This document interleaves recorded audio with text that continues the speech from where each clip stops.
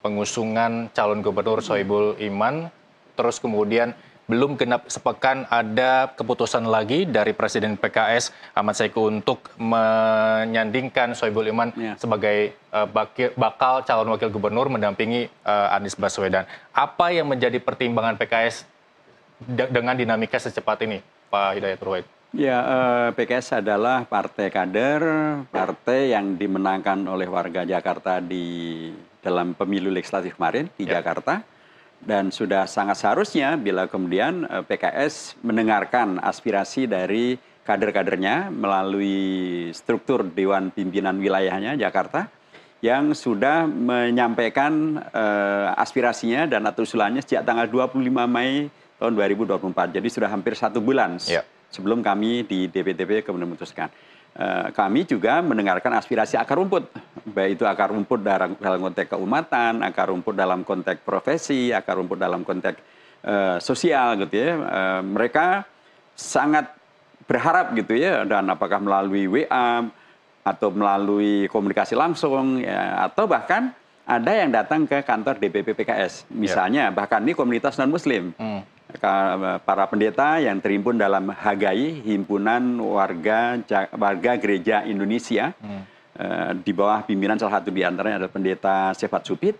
Mereka datang ke DPP PKS menyampaikan kepada Pak Sehu, Presiden PKS, agar PKS mengajukan ataupun mencalonkan kembali Pak Anies sebagai calon gubernur.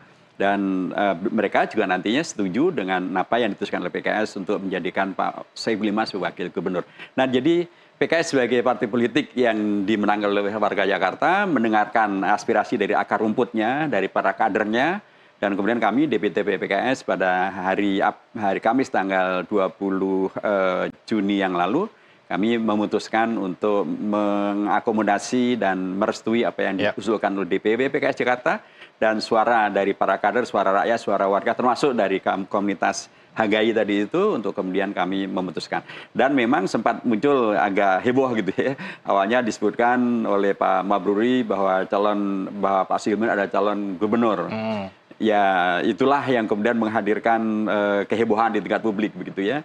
Tapi kami kemudian melakukan koreksi, mendudukkan masalah bahwa keputusan PKS yang final adalah calon gubernurnya adalah bukan Pak Soebul Iman, melainkan Pak Anies Baswedan, sebagaimana disusulkan oleh DPP PKS di Jakarta dan sebagaimana disusulkan oleh akar rumput dan banyak pihak di Jakarta. Terkait final keputusan PKS mengusung Anies Baswedan dan juga Soebul Iman.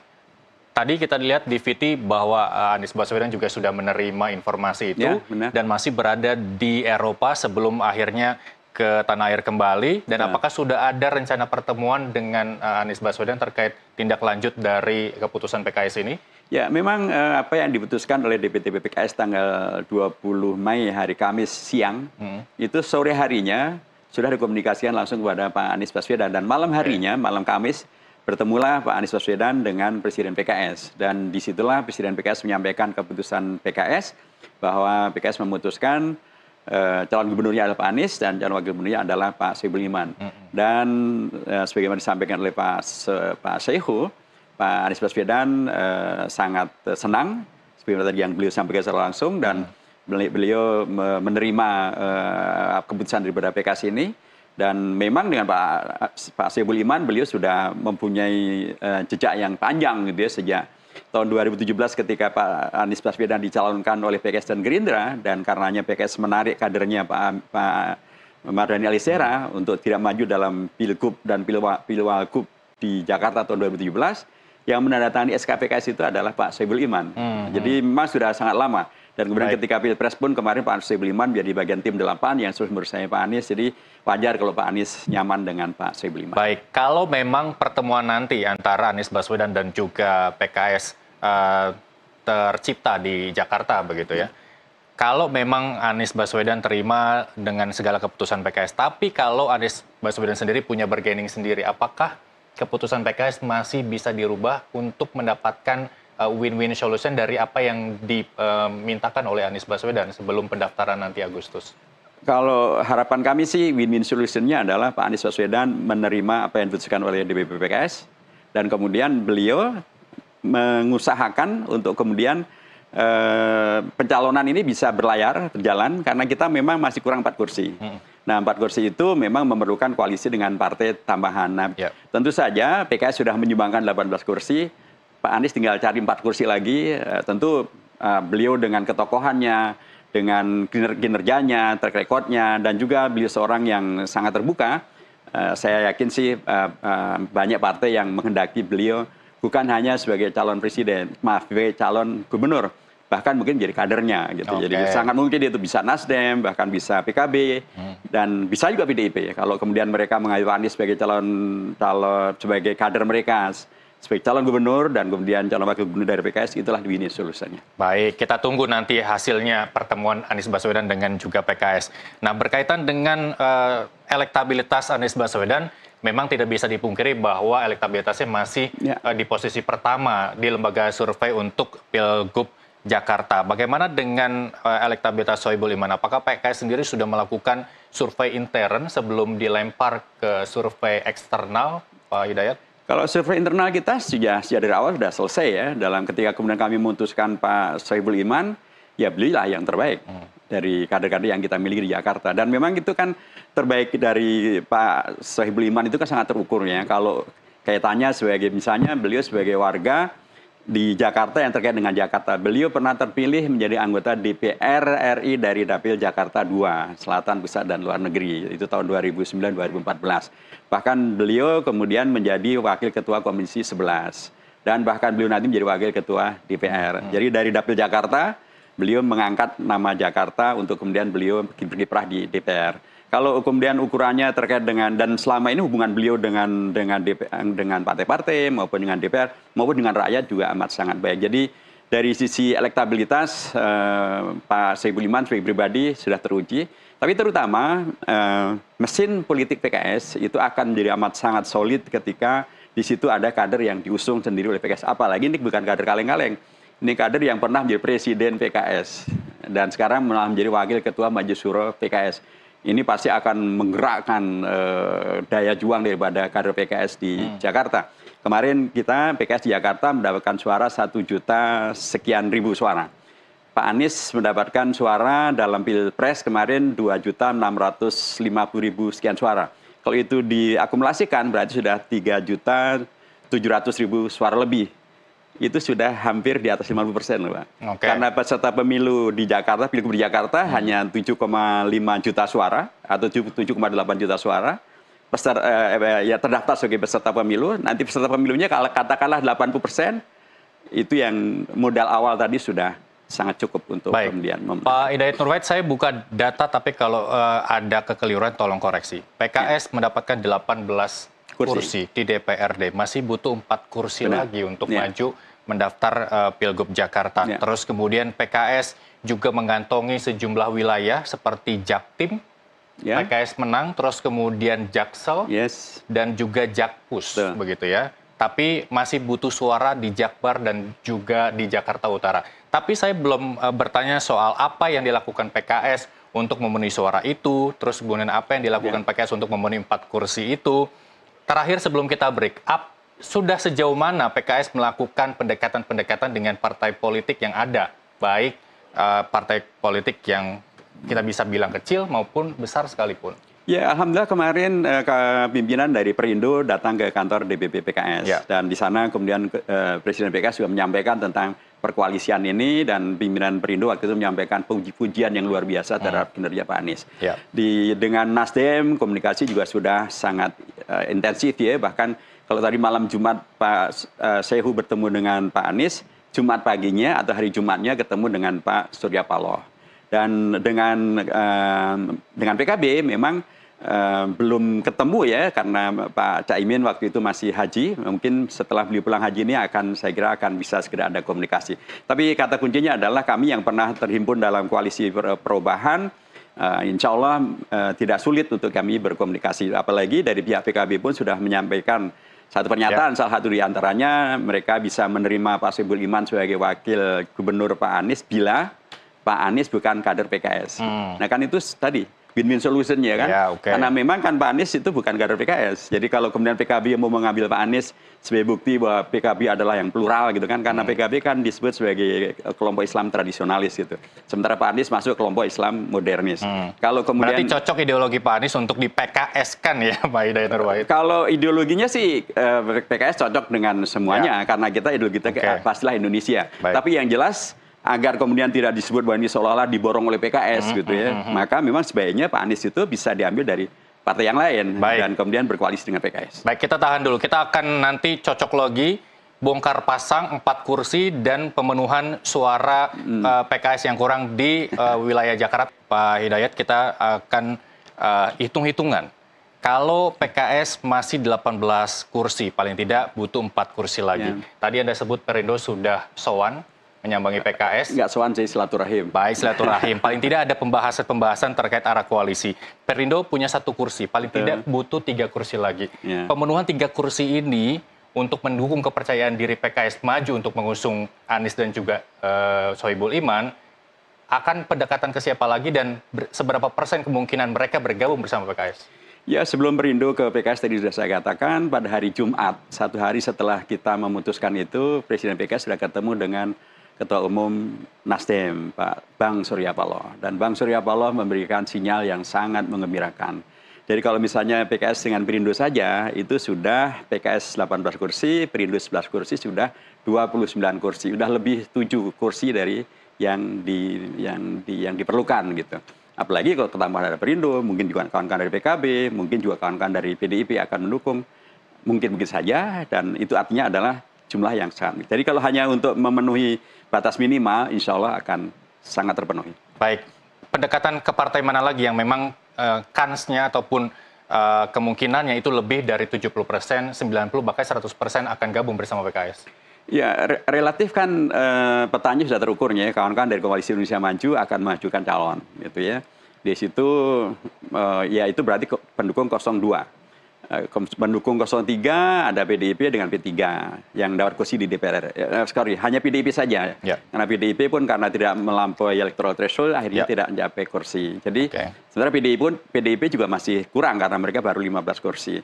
Nah, kita di koalisi perubahan dulu yang 01 kita sudah sangat lebih itu. Kalau PKB dapat 10 kursi, kemudian Nasdem 11 kursi, 21 kursi, tambah PKS 18 kursi, berarti 39 kursi. Jadi kalau kami kembali kepada koalisi Pilpres dengan koalisi perubahannya, kami sudah lebih dari cukup. Tapi minimal kita komunikasi yang sudah sangat dekat dan kemudian juga sinyal yang sangat kuat bisa disampaikan dari Pak Surya Paloh, dan mudah-mudahan ini akan bisa berlanjut sehingga dengan demikian maka kekhawatiran kekurangan 4 kursi itu sudah terjawab dengan kelebihan 7 kursi malah.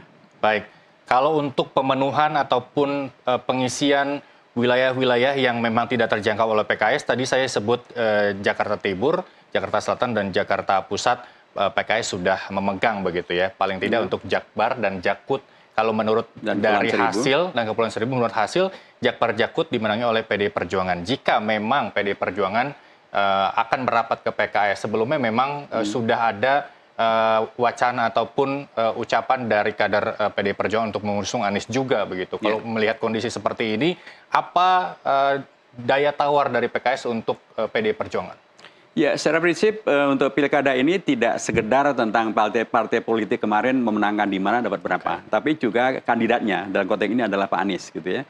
Karena Pak Anies pada waktu Pilpres kemarin mendapatkan suara 2.650.000 suara. Beliau hanya kalah 40.000 suara dengan Pak Prabowo yang mendapatkan 2.690.000 suara sekian. 40.000 suara. 40.000 suara itu posisinya adalah orang memilih tokoh yang bernama Pak Prabowo. Dan di sana ada Pak Anies. Nanti pada waktu Pilgub tahun 2024, kompetitornya bukan Anies lawan Prabowo, tapi Anies lawan calon gubernur yang lain. Nah, calon gubernur yang lain ini belum teruji dalam konteks elektoral di Jakarta. Ya. Dan apalagi kalau kita detailkan lagi, ternyata suara Pak Prabowo yang 2.690.000 itu, ternyata 470.000 sekian adalah suara dari luar negeri. Karena luar negeri masuk ke Jakarta. Nanti waktu Pilgub, luar negeri nggak ada. Jadi kalau 400.000 suara dari luar negeri itu dikeluarkan, dari penghitungan hasil pemilihan di Jakarta, maka yang menang adalah Pak Anies Baswedan. Karena tadi beliau kalah hanya dengan selisih 40.000 suara. Di situ ada suara luar negeri. Suara luar negeri ternyata untuk Pak Prabowo 400.000 lebih. Selisihnya 300.000 suara sekian.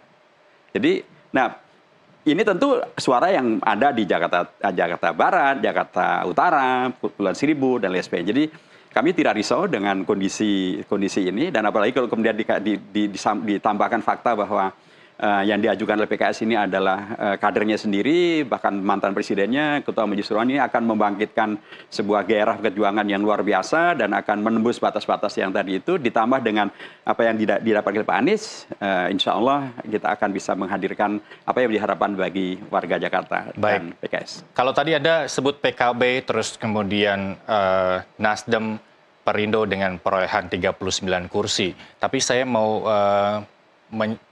memberikan informasi terkait pernyataan dari Ketua Umum PKB Mohaimin Iskandar yang menyatakan sampai saat ini belum berniat memasangkan Anies Baswedan dengan Sohibul Iman di Pilgub Jakarta meski ada deklarasi dari DPW untuk mengusung Aniesnya. Kalau misalkan memang PKB memilih jalan sendiri begitu ya. Untuk Nasdem sendiri, seberapa besar keyakinan PKS bahwa Nasdem akan bergabung? Ya, kita tahu bahwa Nasdem itu partai yang rasional, partai yang kemudian berani mengambil risiko ya. Dulu waktu mencalonkan Pak Anies sebagai calon presiden, bahkan Nasdem adalah yang paling duluan. Risikonya kita tahu sangat berat gitu kan, ada 2 menteri yang kena, kemudian ada macam-macam lah gitu. Sementara sekarang ini risiko itu hampir tidak ada. Tidak ada risiko terkait dengan apapun. Sementara potensi menangnya Pak Anies sangat tinggi. Jadi rasionalitas Nasdem saya yakin beliau tidak ingin kemudian sudah kalah di Pilpres, kemudian tidak mau mengambil potensi dan kemungkinan menang pada waktu Pilgub.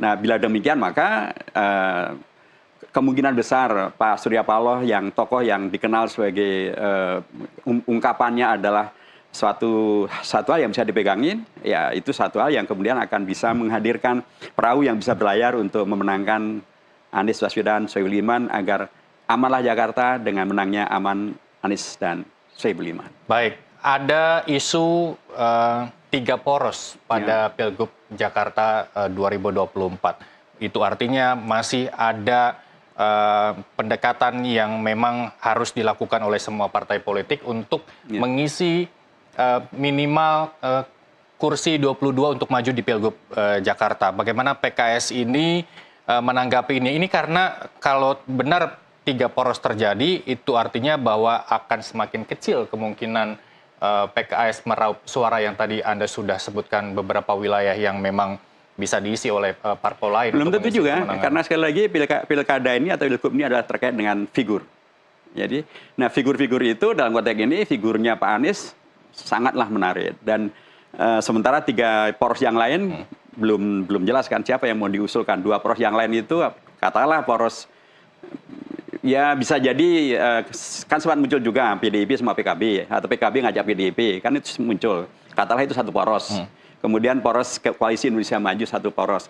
Nah sekarang siapa yang akan dimajukan oleh poros Koalisi Indonesia Maju dan siapa yang diajukan oleh poros PDIP PKB atau PKB PDIP? Bila kemudian dikompetisikan dengan ketokohan Pak Anies, ya kita bisa lihat kira-kira siapa yang lebih diterima oleh warga Jakarta. Jadi bagi kami tidak ada masalah 2 poros atau 3 poros, tapi memang menghadirkan kompetitor yang kompetitif itu sangat baik untuk menghadirkan Jakarta yang demokratis, Jakarta yang bergairah.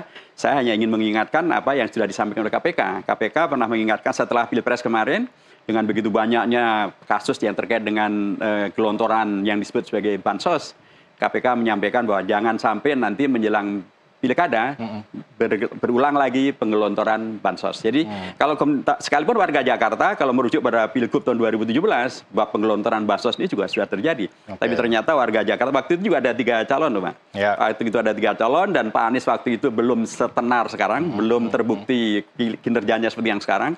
Tapi ternyata Pak Anies bisa memenangkan pada putaran yang kedua. Jadi kalau sekarang ini kalau kemudian kawan-kawan partai mempertimbangkan mana yang lebih mungkin menang, ya Pak Anies yang lebih mungkin menang. Baik, kemungkinan siapa yang akan menang kita akan bahas juga termasuk cawe-cawe yang tadi Anda sebutkan begitu ya. Presiden nanti kita akan bahas juga. Tapi saya mau komparasi pada gelaran Pilgub beberapa waktu lalu, kita ingat bahwa ada nama dari luar Jakarta yang meloncat tinggi dan juga menjadi ancaman bagi warga Jakarta, calon Jakarta juga. Nah, bagaimana PKS menyikapi calon-calon yang memang dari luar Jakarta, sebut saja di Jawa Timur, terus kemudian ada di Jawa Barat, calon-calon yang memang muncul yang akan kemungkinan diusung oleh partai politik lain di gelaran Pilgub Jakarta? Bagus. Tadi saya katakan bahwa semakin muncul kompetitor yang kompetitif, itu semakin bagus. Dari Jawa Timur misalnya ada Bu Risma, katanya mau dibawa ke Jakarta. Dari Jawa Barat ada Pak Ridwan Kamil, katanya mau dibawa ke Jakarta. Silahkan, itu akan menghadirkan calon-calon yang berkualitas, sehingga warga Jakarta mempunyai alternatif pilihan yang juga berkualitas.